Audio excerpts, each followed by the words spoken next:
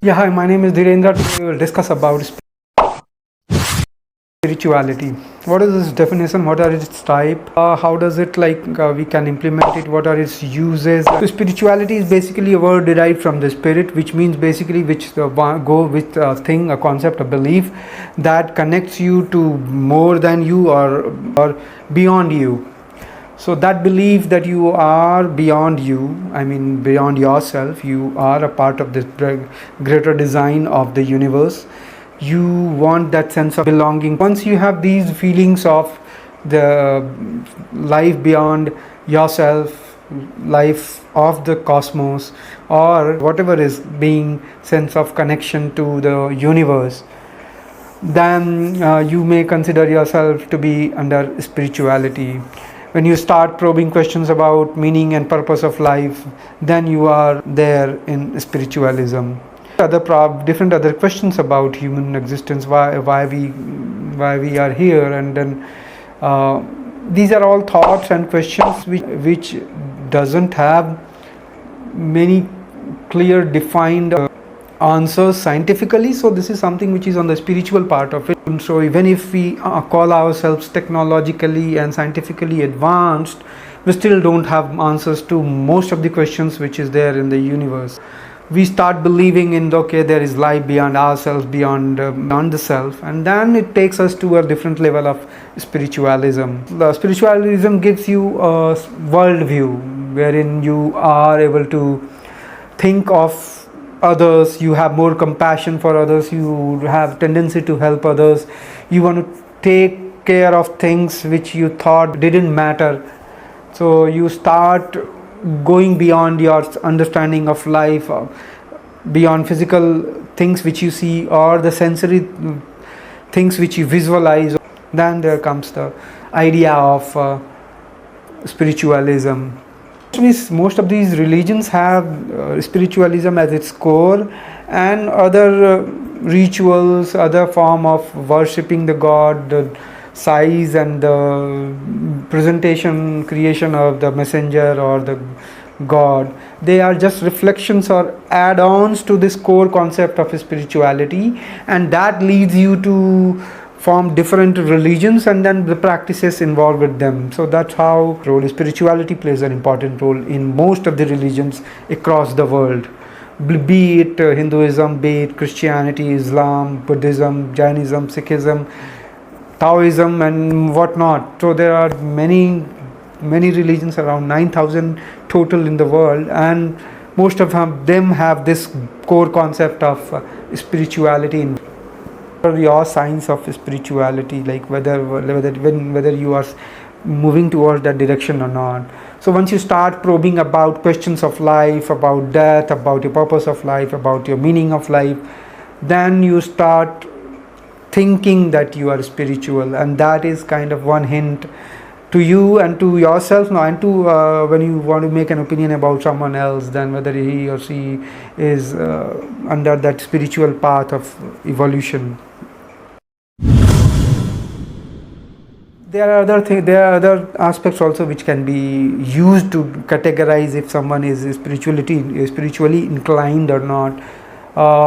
They will start seeing the world as one unity, one entity, and they will want to make the world a better place to live in. Then there will be empathy, there will be compassion, there will be feeling of the interconnectedness between different human beings or different animals and plants and different creatures which we see around. So that is these are all enough signals for us to let us understand that it is a sign of spiritualism. Now, how do we define the types of spirituality? There are some examples which people follow in order to call themselves spiritual. Some do breathing in, breathing out process, some do meditation, some do yoga, some people are involved in prayers, and so and some do community service. So there are many different forms of expressing the spirituality involved in a human being.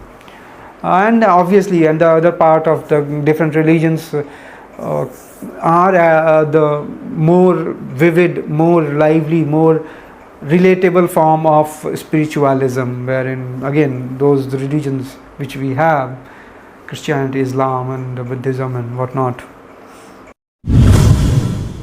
Let's try to understand a small difference between spirituality and religion. Spirituality is like a very lonely a self journey towards evolution, while religion is a community based is a practice.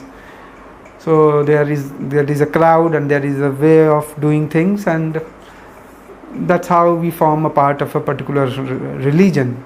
Over here you are doing it alone in your own way. There is no fixed way to do any practices or something of that sort. The third practice can be, it is like a very individual perspective of looking what is the meaning of life, and then there you have different gods and messengers in order to preach, in order to praise them, in order to keep them give them all your attention and worship them. So this is like a different aspect of religion.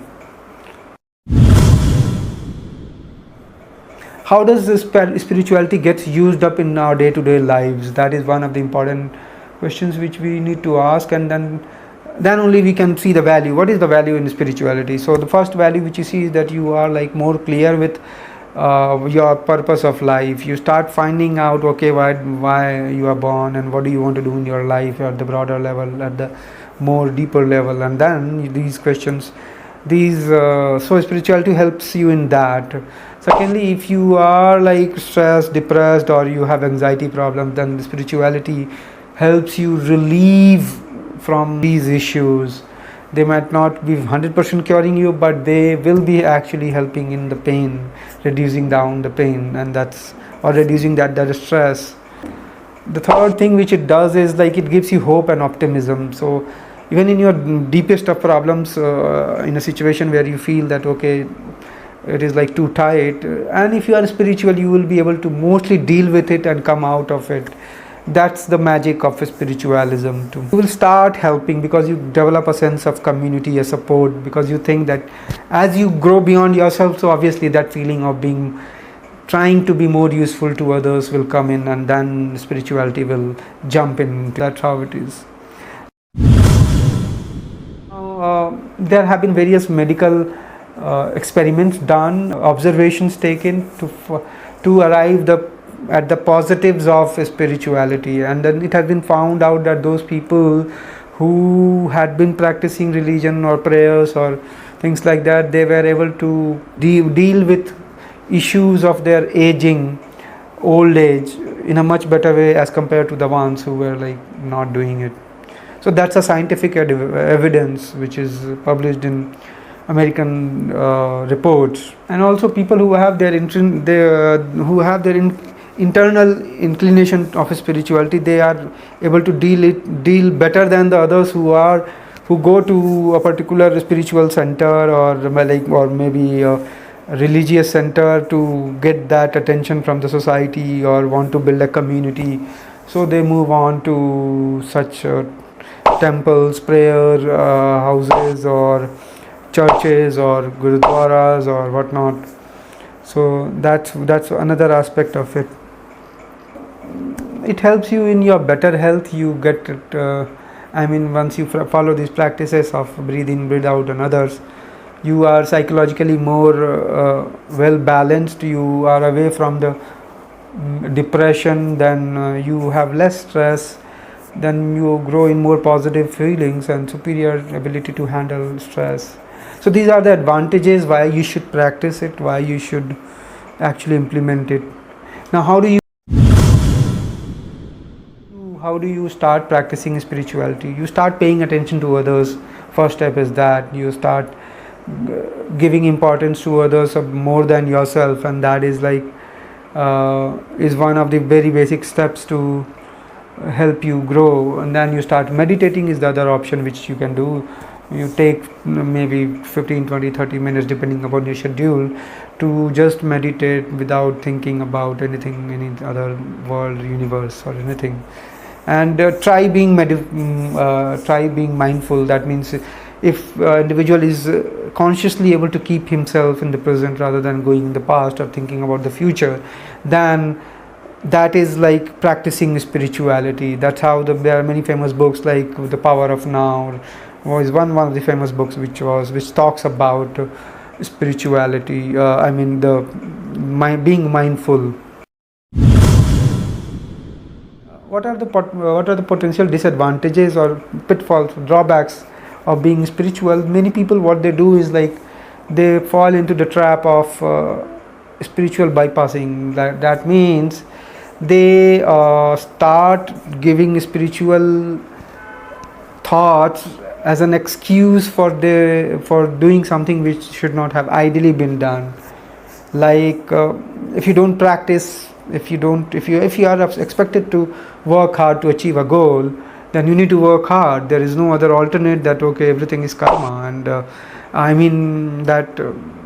this was meant to be. That's not the intent. That's not the intent of spirituality. It's like you need to do what you need to do, and beyond that there are certain things which you want to seek answers to, and those answers will be your answers. Those paths will be your paths that you need to go and then find out that solution. So that's the whole discussion for today. So we in fact discussed in this video about what do we call spirituality, what are the types of spirituality, and how do we follow spirituality, or what are the advantages of or benefits of spirituality, and what are the effects of practicing spirituality. Because once these are assessed, understood, then there is much more clarity on how